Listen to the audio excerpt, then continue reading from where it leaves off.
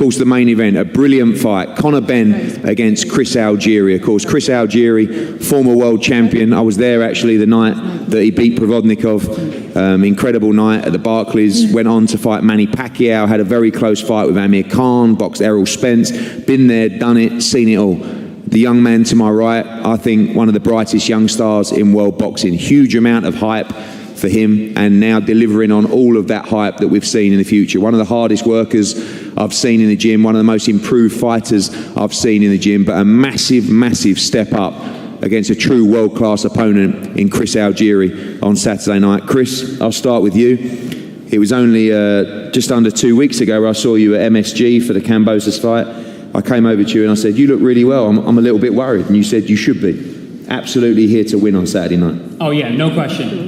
Training camp has gone great. You know, we feel great. Got in here early. We've all adjusted very well to the time zone, and yeah, we're just happy to be here. I mean, I know a lot of European fighters are enamored with fighting over in the States, but a lot of us are enamored with fighting over here because of the fan base in Europe and the UK. The UK fans are some of the best in the world, so the opportunity to be here and to fight in front of those crowds is a big feather in the cap for me in my career.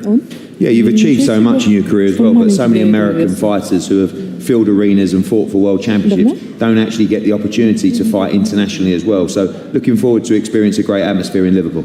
Yeah, absolutely. I'm excited for fight night. It's going to be electric. And I think we have the opportunity to put on a fantastic fight.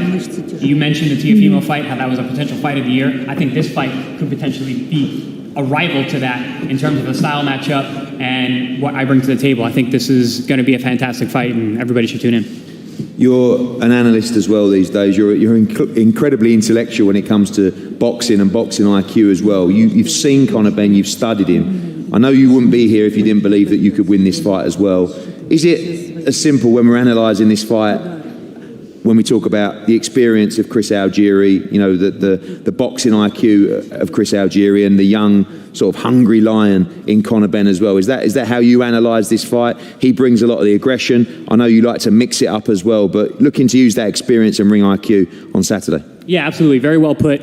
You know, and I've been around this game a long time, and I've been in with the who's who, the best of the best, the elite of the elite. You know, I've been on both sides of the table. At the end of the day, skills pay the bills and experience kills. So we're coming in here with our experience, with our skills, and we're going to utilize that plan to find victory. Fight week is a lot longer when you don't have to worry about the weight. I'm just raring to go. I cannot wait for fight night. You know, I still feel like it's really far away. So yeah, no, the wait is has been a bit of a blessing. Well, I look forward to seeing you in action. I know you give it everything on Saturday night. Conor Benn, these are the fights, these are the step-ups that you want. Hard not to like Mr. Algieri. I know you've had words to get with opponents in the past, but absolutely all business on Saturday night. An absolutely massive fight for your career. I mean, definitely. First off, what a blessing to be fighting in Liverpool. I remember fighting here when Khan fought Vargas against Chris Truman, which was, what, almost 4 years ago. But it feels like yesterday. So, first off, very excited to be fighting here. But I know Algieri's a test. He's a step up. He said, I haven't been tested. And, you know, it's getting a bit boring here, and I haven't been tested because every fight moving forward for me is essentially going to be a test. But Formella said exactly the same thing. He ain't been tested. Vargas said exactly the same thing. He ain't been tested. Granada, so he is where he is because of his dad. So, you know, you don't get ranked top 5 in the WBC, WBA, ranked in IBF and WBO for nothing. So it's just, yeah, it gets a little bit frustrating. But, you know, I plan on passing these tests with flying colours, and that's exactly what I do. You know, I work hard at each fight. Each one of these fights is my world title fight. And I train for each of these fights like they're my world title fight because they are. Every single one of them are. You know, once I get through Algieri, which I believe I will, and I work hard enough to speak the way I speak with the confidence. I speak with confidence. It's not arrogance. I speak with confidence because I work so hard. You know, confidence is a luxury for the hard working. And if you work hard, you know what I mean. And if you don't, then you go into a fight worried about whether you can see through 12 rounds. You know, Granados was on his bike. He didn't even want to come in there and win. And that's why I was frustrated. It wasn't frustration because of, oh, he was moving and I couldn't get hold of it. He didn't even come in there to win. You may have well flew a journeyman in there with me. He was giving it all the talk. Oh, yeah, we're going to have a barn fest. We're going to have a proper fight. I'm going to have to knock Britain's golden boy out to win. He couldn't have done the opposite. So, I know Algieri's going to come in there and win, and, I'll exploit his mistakes as well, because I see holes in his armour. And, when I get in there, I'm just ready to fight, man. Always get like this fight week. Always get like this, always get intense, always get animated, always get ready to go. And, Algieri is right in saying fight week is long, but fight week is long for me, not because I got a diet, not because I got to get down in weight. Fight week is long because I want to get in there Saturday night and iron someone out.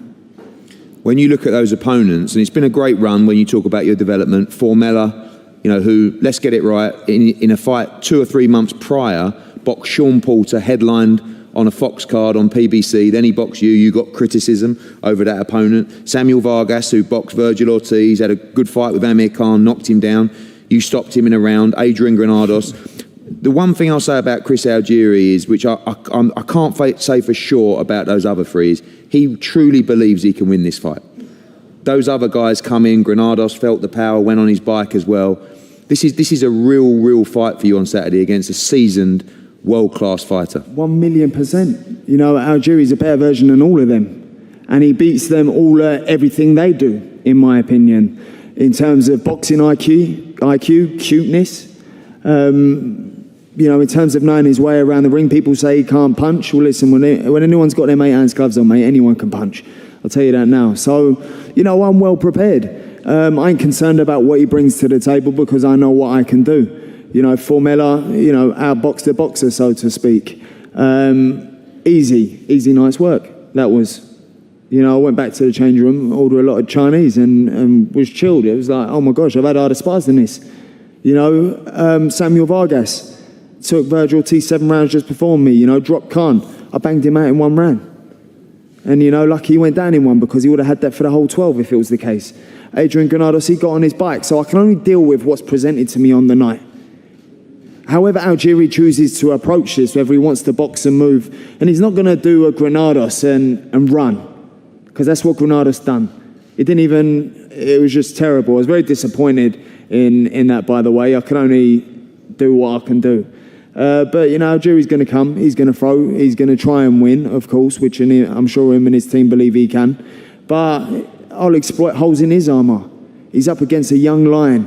He's up against someone who's on the come up, up against someone who has worked so hard, not just for this camp, but every single camp I go into, I give 100%. Every single camp, I cannot do any more. I think I can, and then I do. Every single time. And I'm not going to say I'm crushing it in the gym. You are, man. But I am, though. I'm crushing it in the gym. So, and that's what it comes down to, is I level up every single time. I can only beat who's put in front of me. You put anyone in front of me, I will deal with them. I will find holes in their armour. But not only do I beat them, I learn. And, I grow. School's never out. And final question. We see in boxing so often people talking about and thinking about and looking towards the future. Obviously, we saw it Madison Square Garden a couple of weeks ago with George Kambosos and Teofimo Lopez. We talk about Katie and the Serrano fight, and obviously she's got to get through Saturday. There is no future if you don't beat Chris Algieri. I'm not asking about the future. I'm just saying your focus is absolutely on Chris Algieri on Saturday night in Liverpool. Most definitely. I mean, you learn, don't you? And I've done this once before, and thank God I got the win. And, I had to show a lot of grit and determination of overlooking an opponent early on in my career. And I know now to never do that. When someone asks me about Khan or Brook or Adrian Broner, I don't entertain the thought. Because at the end of the day, none of them materialise if I don't get through Algieri. Algieri is my world title fight. And that's how I look at all my fights moving forward. That it has to. Once I get through Algieri, and I believe I will, again, that ain't arrogance talking, that's confidence. Because I work so hard, then the doors can open. Well, you're very welcome to the Betfred Boxing Show, and we're on the road again. As you can see, we're in Liverpool, a fine venue as well, the Mountford Hall. It's you'd want to come to a gig here, I think, but a fella that's in charge of the gig, who likes to join us on the Betfred Boxing Show, of course, it's Eddie Hearn. It's a bit of a whirlwind calendar for you, Eddie. I know it's going to probably calm down a bit for Christmas, but it's back-to-back now, Liverpool, then Manchester. But this one, Conor, Katie, packed bill, lots of talented scousers on the bill as well, as you'd expect. How up for this one are you? Really up for it. It's a really good card. We just come back on 2 incredible weeks. Kambosos against Teofimo Lopez, unbelievable fight, Madison Square Garden, and then did MGM Grand the week after for Devin Haney against Diaz. So it's been great, and this is a really big card. Great fight, Conor Benn against Algieri. I think sometimes, it's probably my fault, we hype up these young fighters so much. I see this as a 50-50 fight. Like, you know, I think Chris Algieri has a great boxing IQ. He's here to win. Conor's looked really good, but as I said up there, sometimes against opposition that haven't really come to win but truly believe they can win. Algieri's got a nice little career going for himself in America. Doesn't have to come over here to fight a guy like Conor Benn, and just fancies it. And for a lot of those American guys, you know, Crolla will know the Brits all love to go to America and have a fight. Those guys look at British boxing and go, oh, I'd love to go and fight in England. So at this stage in Algieri's career, you know, this is a great night for him, and he's thinking, I beat Conor Benn, I'm right in the mix.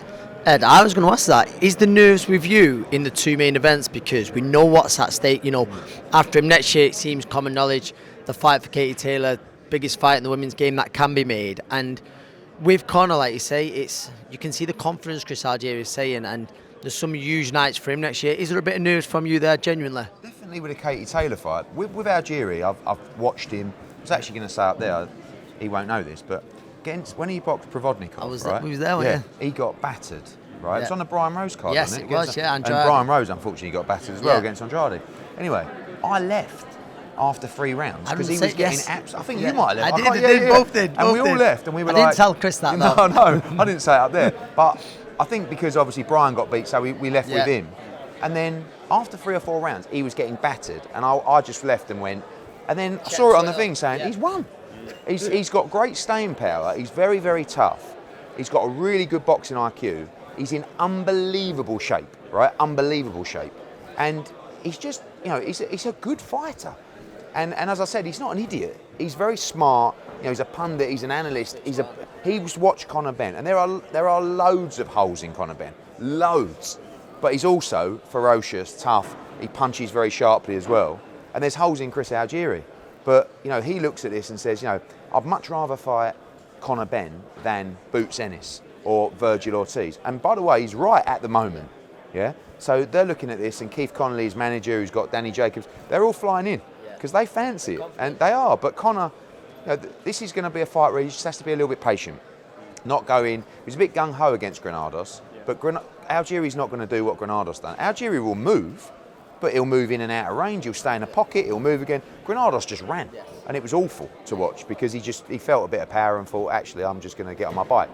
Algieri will do a little bit of both, and you know, I'm very nervous about that fight. Katie Sharapova's, she's not an unknown, but she's like 18 wins. She's the mandatory. She's brought about 40 people from Kazakhstan, mostly government officials, which is a really bad sign. Do you know what I mean? She's got like 200,000 followers on Instagram. We don't know whether she's doing a Nandi we Rui were talking about this. Like playing the idol role, and There's a definite dark side to this girl, you know, and her trainer, I mean, they haven't stopped complaining the whole trip, right? The hotel's cold, they can hear a road on the side, you know, she's not in the same hotel as Katie.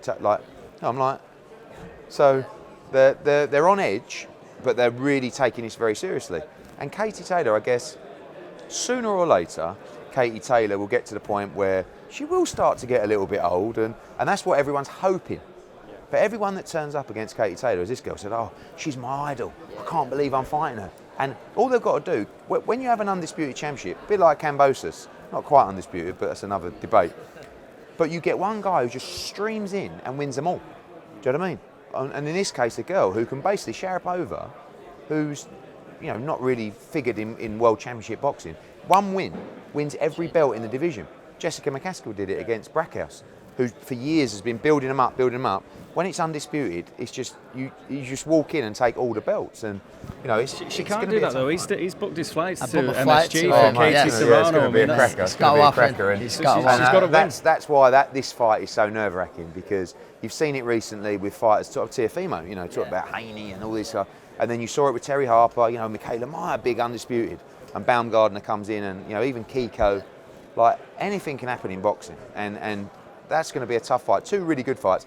I like Hank Lundy against Robbie Davis Jr. because, you know, Robbie Davis Jr. has showed vulnerability, and Hank Lundy will prey on vulnerability. Any mistake, he's a really sharp counter puncher. He can punch a little bit himself. Quite small compared to Robbie Davis. I mean, Robbie Davis, Hank was a 135, but Robbie is a big 140, but he must win.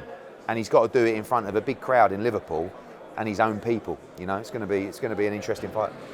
Just a bit of housekeeping, Eddie, because there's certain things we just always have to ask you. You know the drill. But Dillian White, where are we? So the fight's now been ordered, which is great news, or negotiations have been ordered. There's a few bits that are to be agreed, which is the split. That's the most important thing. When you're negotiating a fight, if you don't know the split, it's very difficult to know what you're negotiating. That will, I said to Maurizio Suleiman in Vegas, said, what's the split?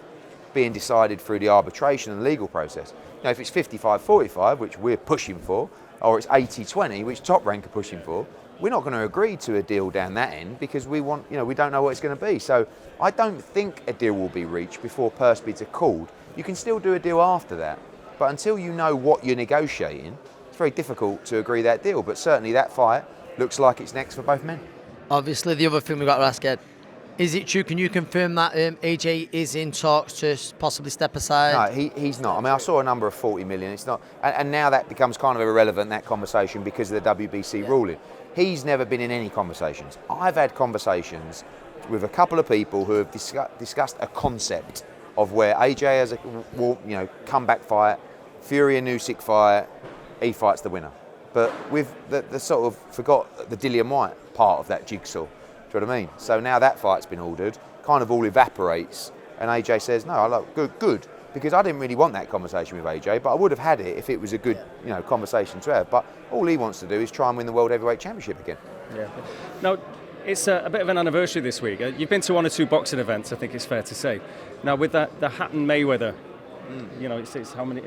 14 years? 14 years. Will we ever see the like again? Will you, as a promoter, ever have? You know what? Let me interrupt. Will we see that next year in the Garden with the Irish with Katie Taylor? We will. I mean, that kind of support. Yeah, Hatton, like the Hatton support.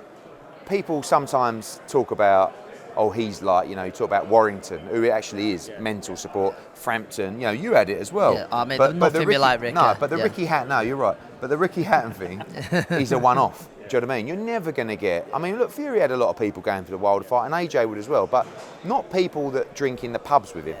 That's the difference with Ricky. Ricky was a guy that was on the street with those people, going to Man City, going for a pint, and that's why... What's changed? Yeah, no, nothing. But what's changed in boxing is that don't happen anymore. Fighters don't go to pubs and go to football matches. They're in the gym, they're sleeping, they're monitoring their diet. It's all become a little bit too serious because there's a lot of money at stake. So Ricky was a one-off. And we will, travelling support is brilliant, wherever it is. And but I don't believe you'll see those numbers again, especially from a lightweight or a light welterweight or what end up being a welterweight. Normally you see that for the big heavyweight fights. Just on a serious note as well, with the restrictions that Boris Johnson mentioned yesterday, is that going to have any impact for the shows that you've got before Christmas? No, I mean, I think, on late ticket sales, maybe, all of a sudden people go, but ultimately you're fully vaccinated or you've got a negative test, and that's quite similar to what we've seen in recent times. And that's all the Euros, show next week, the Euros and stuff like that. Hopefully we come through January and we're back to just normal entry. But I just think we've got to do what we've got to do, and if you're not vaccinated, you need a negative test. Just a final one. I know you're busy, but last time we saw you, we threw one in about Carn Brook, which has since obviously been firmed up and come to light. Amir suggested that you did go in big for this. Nowhere near as what the deal. I mean, can you imagine a scenario? Get this, where Eddie offered me loads more money, but I decided to do this. I mean, talking about Amir Khan and Kell Brook, all they want is a payday. So no, what actually happened was, Kell's dad drove to the DAZN party and showed me the offer they've had and said, can you match it? And I said, not in a million years. But this was actually before I pulled out of that offer and started pushing Conor Benn against Amir Khan, because obviously I don't have Amir Khan or Kell Brook. I wanted to get Conor Benn, the big fight. So I know a lot of people think that I criticise that fight. I don't criticise it at all. I think it's a good fight, but it's just not what it once was. It used to be a 800,000 buy, like stadium fight. Now it's just an intriguing fight between, and I don't knock them for doing it, because good luck to them. They've both decided to have one last little run out for as much money as possible, and but to suggest that they'd take much less money in an offer, I think you can see through that one. Well, a pleasure, Eddie. We'll do it again next week. Why not? Look forward to it. See you next All the best. All right, boys. Thanks, Eddie. There you are, Eddie Hearn, and again, It's always interesting to chat to Eddie, obviously, Anthony. Always. As we do it on a regular basis now. But, you pick the bones out of that. Again, what is interesting is what we've spoken about off camera. He's a bit nervous about Katie and Sharapova. Because, again, it was what we were talking about. Is it the Ruiz thing again? She's been too nice to Katie. Possibly. And with Katie, we've mentioned the Ruiz thing. Kazakhstan is a breeding ground for unbelievable fighters. And I think in the next following years, you're going to see it more and more. How they're turning over from the amateurs to the professionals. And she's confident. Sharapova's confident. And I don't know if it's because I'm getting nervous because of the flight to New York. I don't want that plan scupper. You don't want your party ending. That's it. Yeah. And I can almost taste that pint of Guinness in an Irish bar near Times Square. So, yeah, and it's not the only thing. It's a great fight as well. Taylor Serrano. And also the main event in terms of Conor Benn and Algieri, who's breaking that down. He does fancy Conor to be devastating, doesn't he? You can tell that. And I'm more interested to see what would happen on a night out with Chris Algieri and Paulie Malignaggi. Because who talks better? Who would you ever get a word in? Do you know what? Both knowledgeable guys, both great talkers from a similar part of town. Yeah, it'd be some night out. It certainly would. It'd be a good listen. Would it? It's an Italian-American thing. Yes. Yeah. Well, there we are. Well, we're going to catch up with a couple more dignitaries here in the Mountford Hall. Well, it's great to catch up with very much a rising star, and it's a first fight on the Matchroom card as well for Caoimhin Agyarko, and I know that Eddie's very excited about you. I know that Paul Reddy is very excited about your journey as well. So, how are you feeling ahead of this one, and again, a few more eyes on you now? Yeah, I'm feeling great. I'm in great spirits. Everything's went to plan, so I can't complain. But yeah, there's a lot of eyes on me. A lot of people expect me to perform on Saturday night, and that's exactly what I'll do. Do you know what I mean? I've trained very hard for this fight. I've been in camp for a very long time, and like I said many times before, no one's coming to spoil my party. I'm on a certain path, and I'm tunnel visioned right now, and I can't wait to get in there Saturday night and put on a explosive performance. Caoimhin, you're in a great camp there with Alan Smith, Eddie Lamb and the team on there. How do you feel it helps you being around that when you've seen the lads who are active? Last week we had Dennis McCann, Sam Noakes. Do you feel that helps you along in camp preparing for a big fight of your own? Yeah, definitely. We have a great camp there. I've got two great coaches in Al Smith and Eddie Lamb. But seeing the lads being out and being active, it's kept me in the gym. Do you know what I mean? Yeah, it's given me the itchy knuckles. Do you know what I mean? Sam Noakes just picked up the WBC. He's had less fights to me, so I was a bit frustrated, being like, I've been inactive this year, but we all support each other, and seeing them and just being active, it's been unreal. So I've been in the gym for a very long time and training, and they've motivated me to kind of keep pushing and just be patient and wait on my time. I know you've mentioned that you're bringing 150 over, which is no mean feat so close to Christmas, and again, you know, your style and everything about you want to be Ireland's first black world champion. You're very marketable, and again, it's good to tap into that, isn't it, and really make a name for yourself. But your style's got to be there in the ring as well, hasn't it? Yeah, that's it. Listen, I've got a great fan base. 150 Irish fans coming over Saturday night. It'll be an unbelievable night, a very special night, especially to pick up my first title. It'll be very noisy. Everyone knows the Irish fans are crazy. And listen, I feel like the Liverpool fans will get behind me as well. Do you know what I mean? The Liverpool fans are unbelievable. They support their fighters and stuff like that. But it's going to be exciting. Caoimhin, I know there was a lot of offers on the table for you to go elsewhere, different promotional outfits. But how much did Eddie and the team bringing you back to Belfast and headlining the show there? How much did that play a part in it? Oh, that played a massive part.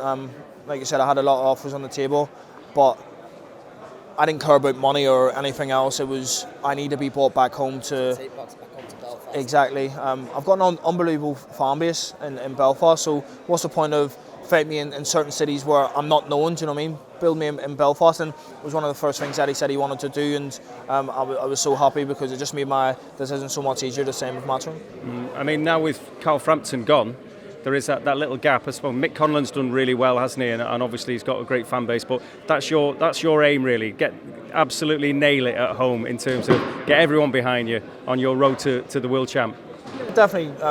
Listen, Katie's there in terms of the Irish, yeah. But in Belfast there is a bit of a gap there. You've got Mick Conlon coming through, going to fight for a world title. The Irish fans support him massively, and Belfast fans support him. But I do feel like there is a gap since Carl's left. No one's really taken that role to be the superstar of Belfast and Irish boxing, so I feel like I can be that that person. I've got an unbelievable fan base. Like you say, I'm very marketable. I'm a good-looking kid that can fight. So if I'm going to blow my own trumpet, I'm a good-looking kid that can fight. And the Irish fans and Belfast fans have always supported me throughout my amateur career. When I got stabbed, they showed me the utmost support ever, and then to this day they've always supported me. So I want to bring big nights back to Belfast and repay them, do you know what I mean, and hopefully become the first Black Irish world champion. And that was a big moment in your life, wasn't it? That incident as well. For those that don't know it was a very traumatic time, and you had to come back from a real injury there, didn't you? Yeah, definitely. Listen, I've got a 6-7 inch scar on my face. I was an inch from death. It was a very hard time in my life. I genuinely hit rock bottom and had some dark days, but thankfully I stayed motivated, and I feel like boxing was my saviour. I had a purpose, give me that purpose to be Ireland's first black world champion. I realised that I can achieve something in this game, and that kept me motivated, and I pulled myself out of that hole, and thankfully I'm here today. Caoimhin, finally we look forward to that Belfast trip, but not overlooking He's Larry. always looking for trips, that's all he's ever doing. I love an away day. He's already told Katie that he can't wait for New York, so she's got to win that fight. That's all he's on about? Both things result in a pint of Guinness, don't they? Well, that's all he's doing. Honest. It's just all about the trip. But what else, finally, what can you tell us about Larios and what you're going to look to do on there on Saturday? Listen, I expect a very tough night. I think people expect me to go in and steamroll this kid. But he's been fighting most of his fights in Mexico. Everyone knows that the Mexican fighter is very tough. So for him to be unbeaten and with 6 KOs, he's no mug, do you know what I mean? So I expect a very tough night. But I know how good I am, how good I can be. And if I turn up Saturday night, you're in for a real show. Once I have my opponent hurt, I'm a great finisher, do you know what I mean? I smell blood. I always say I want to go out and show people how good of a boxer I am, because I had a great amateur background. I am a better boxer than I am fighter, if that makes sense. I like to use my boxing brain, that's my best attribute. But once I walk to that ring, there's something clicks and it's seek and destroy, and I want to hurt you. So I think Saturday night I'll go out there. I won't take any risk too early, but I'll go out, and I think if I hurt him early, I'll close the show.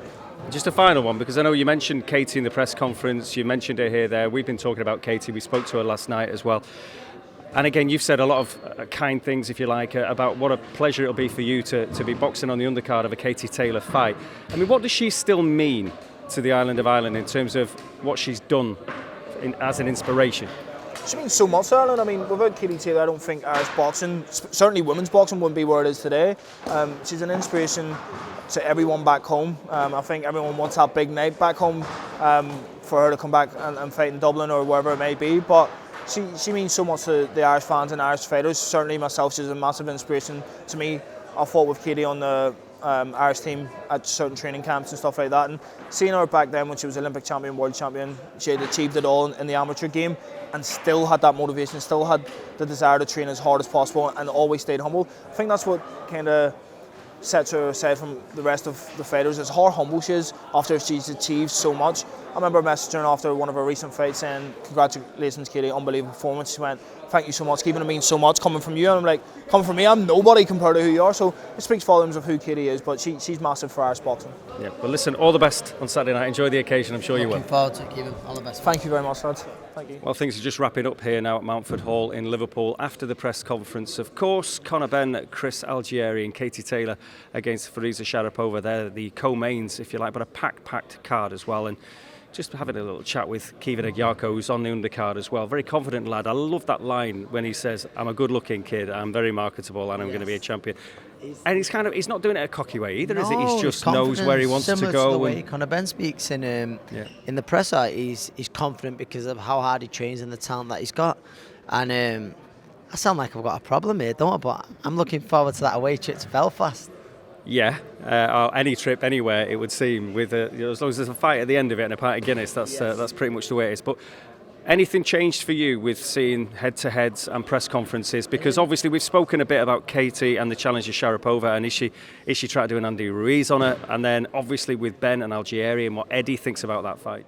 You know what I said last night? The public workout got me looking forward to this, Bill, more and more. And I think I asked the question to Eddie, where are you nervous, especially about the two main events? Because there's two of Eddie's stars, which we've got huge plans for next year. They could be scuppered on Saturday night, and that sort of put me on edge for, not just for the fact I want to go over to MSG to watch Katie, but there is a lot of nerves with that. So I'm looking forward to the show more and more by the day, and I think it's a good show on Saturday night.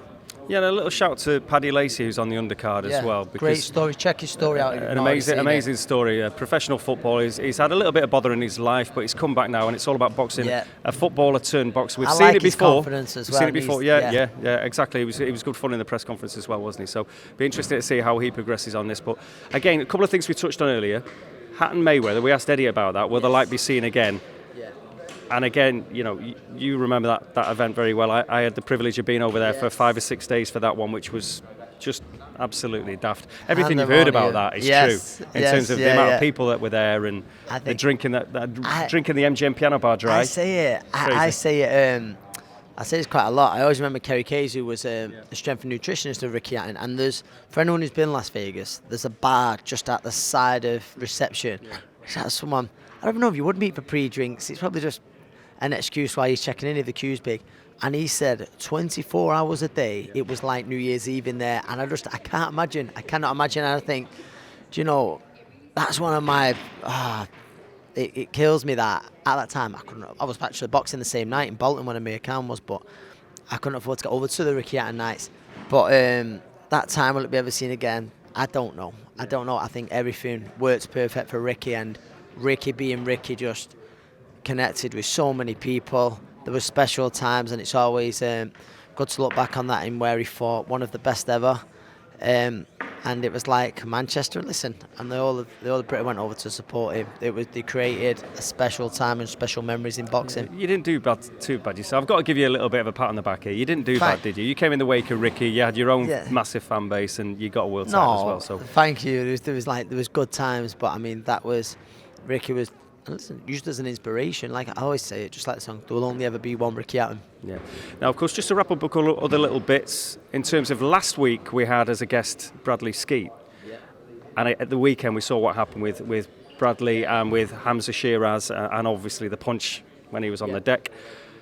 What are your thoughts on that, and what do you think There's a few things should happen? Listen, first of all, you know, I feel a little bit sorry for Steve Gray in the sense that boxing referees haven't got the luxuries of VAR. If he did, I'm sure if Steve watched that back, he's a very good referee. He'd watch that back and he'd go, no, I called it wrong.